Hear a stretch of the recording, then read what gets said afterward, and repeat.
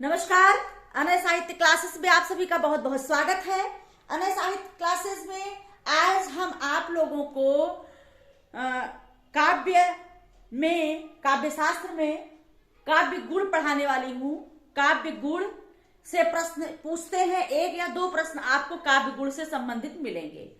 चूंकि पिछले PG TGT अनेक परीक्षाओं में काव्य गुण से संबंधित प्रश्न लगातार पूछे जाते हैं, तो आज हम आप लोगों को काव्य गुण पढ़ाएंगे और उससे संबंधित कुछ परिभाषाएं जो बहुत महत्वपूर्ण है। हमारे वो परिभाषा हमारी परीक्षाओं में पूछे गए हैं। तो आइए देखते हैं काव्य गुण। काव्य गुण के प्रतिष्ठापक आचार्य माने जाते हैं वामन। कहा गया है कि उनका जो ग्रंथ है अलंकार सूत्रवृत्त, ये जो है काव्य अलंकार सूत्रवृत्त, ये वामन का जो ग्रंथ है, इसमें जो है उन्होंने रीति और गुण की परिभाषा दिया है। तो गुण संप्रदाय के जो प्रतिष्ठापक आचार्य हैं वो वामन है। काव्य अलंकार सूत्र में उन्होंने इसका वर्णन किया है। वामन गुण संप्रदाय की स्थापना करने वाले आचार्य हैं। वामन ने लिखा है इसकी परिभाषा में कि काव्य शोभा करतारो धर्मा गुणा। काव्य शोभा करतारो धर्मा गुणा। काव्य की शोभा बढ़ाने वाले जो धर्म होते हैं वो क्या कहलाते हैं? वो गुण होते हैं काव्य की। ठीक है, काव्य के गुण जो काव्य की शोभा बढ़ाने वाले धर्म होते हैं। वामन का ये महत्वपूर्ण परिभाषा है, इसको आप रटिए। काव्य शोभा करतारो धर्मा गुणा। भरत और दंडी ने काव्य गुण में एक जैसी परिभाषा दी है। भरत और दंडी ने। पूछता है प्रश्न, किस कवि ने, किस आचार्य ने गुण की एक जैसी परिभाषा दी है? तो भरत और दंडी। भरत ने काव्य गुण की परिभाषा में कहा है कि अलंकारैश्च गुणैश्च बहुभिः समलंकृतः। अलंकार आदि गुणों से समलंकृत गुण ही क्या कहलाता है? काव्य कहलाता है। दंडी ने दिया काव्य शोभा करान धर्मान अलंकारान प्रचक्षते। काव्य शोभा करान धर्मान अलंकारान प्रचक्षते, मतलब काव्य में जो तमाम प्रकार के गुण आते हैं, गुण होते हैं, वो जो है जो काव्य की शोभा बढ़ाते हैं, वो जैसे काव्य गुण में निहित वह स्थितियां जिसमें गंभीरता, लालित्यता, पद सुकुमारता आदि जो गुण होते हैं, वो सब क्या होते हैं? काव्य गुण। जो काव्य में पद सुकुमारता, लालित्यता, कोमलता, ये जो काव्य के गुण माने गए हैं, ये सारे निहित जो पक्ष होते हैं वो क्या कहलाते हैं? काव्य गुण। तो ये तीनों परिभाषा, वामन का काव्य शोभा करतारो धर्मा गुणा और भरत का अलंकारैश गुणैश बहुभिः समलंकृतः, दंडी का काव्य शोभा करान धर्मान अलंकारान प्रचक्षते। ये तीनों परिभाषा आपको रटनी पड़ेगी। परिभाषा पूछता है किसका है।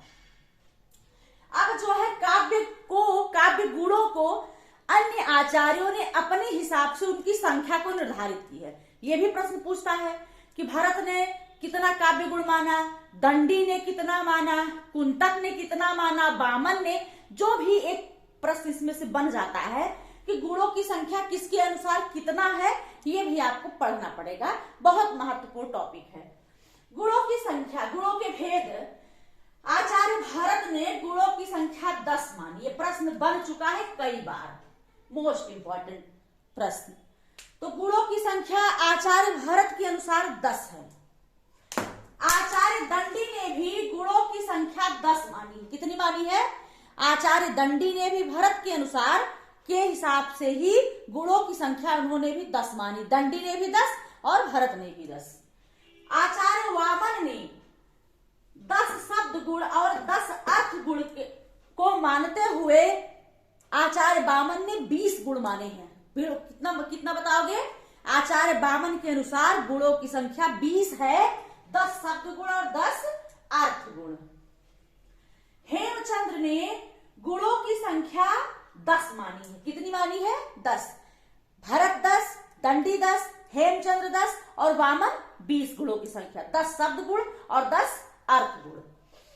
आचार्य विश्वेश्वर पंडित ने अपनी पुस्तक चमत्कार चंद्रिका में गुणों की संख्या 23 मानी। कितनी मानी है?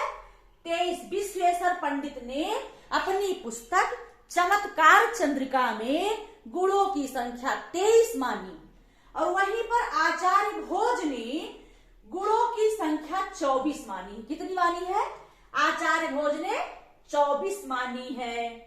अच्छा, ये तो विद्वानों के अनुसार है, आचार्यों के अनुसार, कि भरत ने 10, दंडी ने 10, वामन ने 20, 10 अर्थ गुण, 10 शब्द गुण।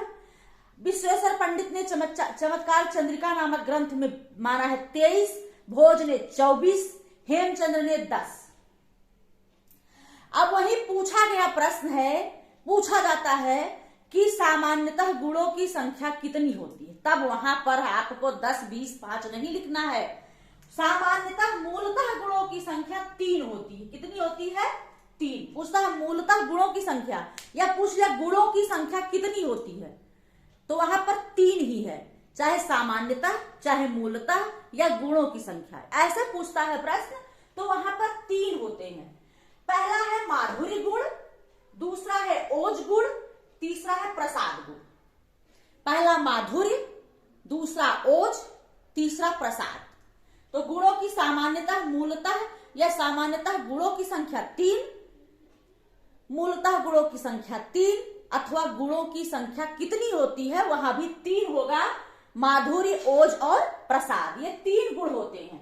अगर अनुसार पूछ लिया आचार्यों के अनुसार, तो फिर ये अनुसार आपको इस तरह से लिखना है कि भरत के अनुसार दंड 10, दंडी के अनुसार 10, वामन के अनुसार 20, विश्वेश्वर के अनुसार 23, हेमचंद के अनुसार 10 और भोज के अनुसार 24। और ये परिभाषा, ठीक है, ये आपके लिए बहुत महत्वपूर्ण टॉपिक है और आप कम से कम इसको आप अगर रट डालें तो 2 प्रश्न आपको यहां से मिलना है, कहीं जाना नहीं है आपको ढूंढने के लिए। ठीक है, तो आज की कक्षा में गुण से संबंधित इतना ही। अगली कक्षा में फिर आपसे मिलते हैं। धन्यवाद।